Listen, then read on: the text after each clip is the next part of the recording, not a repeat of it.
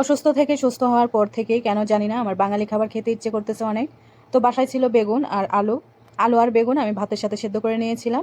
অল্প পরিমাণে ভর্তা বানিয়ে নিয়েছি আমি শুধু একবার খাওয়ার জন্য। আর সাথে ছিল চিকেন ফ্রাই। খাবারটা সাধারণ হলেও কিন্তু তার স্বাদ ছিল অনেক গুণ বেশি। অনেক দিন পরেই আমি বাঙালি খাবার খেলাম। সত্যি কথা বলতে আজকে অনেক দিন পরে আমি পেট ভরে ভাত খেয়েছি। অসুস্থতার কারণে ডাক্তার আমাকে বলছে যে সব সময় তেল জাতীয় খাবার না খেতে। তো আমি তেল মশলা ছাড়া সবসময় নিরামিষের মতো সবজি রান্না করে খেতাম। প্রায় 20 থেকে 25 দিন হয়ে গেছে। আজকে অনেক দিন পর একটা কাঁচামরিচকে আমি সেদ্ধ করে নিয়েছিলাম। একটা কাঁচামরিচ দিয়ে আমি 2টা ভর্তা বানিয়ে নিয়েছি। তারপরেও আমার কাছে ঝাল লাগছিল। তো এই তো আমার দুপুরের খাবারটা শেষ হয়ে গেছে। এখন বিকেলবেলা বাজার থেকে কিছু বাজার নিয়ে আসছে। বাজারগুলো আমি এখন গুছিয়ে রাখবো। আর জুস নিয়ে আসছিল, জুস আনার সাথে সাথে বাচ্চারা এসে খুলে নিয়ে যাচ্ছে। আর এদিকে বিস্কুট নিয়ে আসছে। এই বিস্কুটটা চা দিয়ে খেতে খুব ভালো লাগে, লবণ লবণ, কিন্তু চা দিয়ে খেতে ভালো লাগে। যদিও আমি বিস্কিট কেক এগুলো কিছুই খাই না, আমার কাছে ভালো লাগে না। এখানে কেকও নিয়ে আসছিল। এটা সকালে নাস্তার জন্য নিয়ে আসছে। এখানে চায়ের সাথে খাওয়ার জন্য দুধ, 2টা দুধ নিয়ে আসছে বড় সাইজে। আর নিয়ে আসছে এটা লবণাক্ত চিজ। এই চিজটা লবণ লবণ লাগে খেতে। আর চিজ দিয়ে খাওয়ার জন্য এটা নিয়ে আসছে। এটা কি জিনিস বলেন তো সবাই? এটা কিন্তু আমাদের বাংলাদেশে সবার অনেক পরিচিত একটা জিনিস। ছোটোবেলায় অনেক খেয়েছি। আর এটা আমার কাছে খেতেও ভালো লাগে। তো চলুন আপনাদেরকে দেখাই এটা কি। এই যে দেখতেছেন, এটা শনপাপড়ি। এতক্ষণে সবাই চিনে ফেলছেন। শনপাপড়ি আমার খুব ভালো লাগে। এটা যতবারই আমি বের করি একটু করে মুখে দিই, ভালোই লাগে। আর এখানে নিয়ে আসছে অনেকগুলো ব্রেড সকালে নাস্তার জন্য। বাসায় অনেক মানুষ মেহমান আসছে, তো সবার জন্য ব্রেড নিয়ে আসছে। ব্রেডগুলো আমি ডিপ ফ্রিজে রেখে দেবো, যখন লাগে যার যে কটা লাগে বের করে নেব। তারপর নিয়ে আসছে রুটি। আর আরব দেশের বিখ্যাত রুটি। এই রুটিগুলো না থাকলে যে আরবিরা কী খেয়ে বাঁচতো আল্লাহই জানে। ওরা শর্টকাটে দোকান থেকে এই রুটিগুলো কিনে নিয়ে আসে।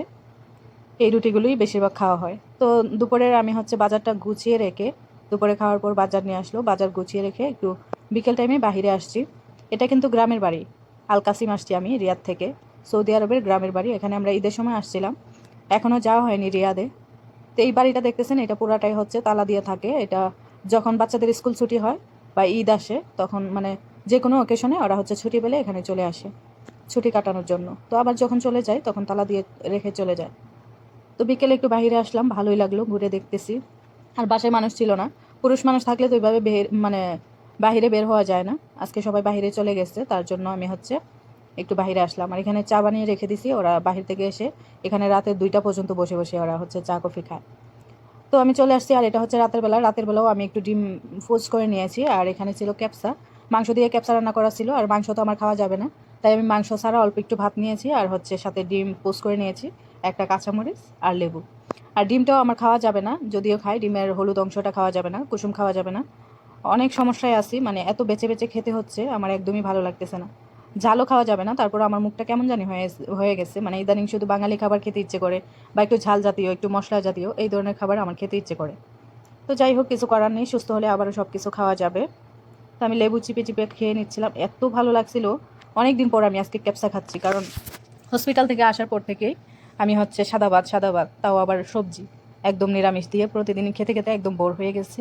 তো ইদানিং একটু ভালো মন্দ খেতে মন চায়, ঝাল জাতীয়, মশলা জাতীয় এই ধরনের খাবার খেতে মন চায়। তো রাতের বেলাও আমি ক্যাপসাটা নিয়ে নিয়েছি গরম করে।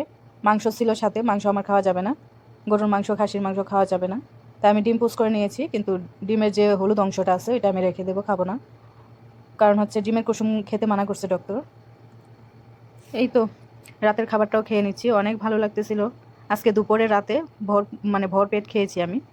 প্রতিদিন এরকম খেতে পারি না, খেতে বসলেও অনেক অর্ধেক ভাত রেখেই উঠে যেতে হয়। প্রতিদিন একঘেয়েমি নিরামিষ খেতে খেতে খাবারের উপর থেকে রুচি উঠে গিয়েছিল। তো যাই হোক, আজকে অনেক পেট ভরে খেলাম, ভালো লাগলো, আলহামদুলিল্লাহ।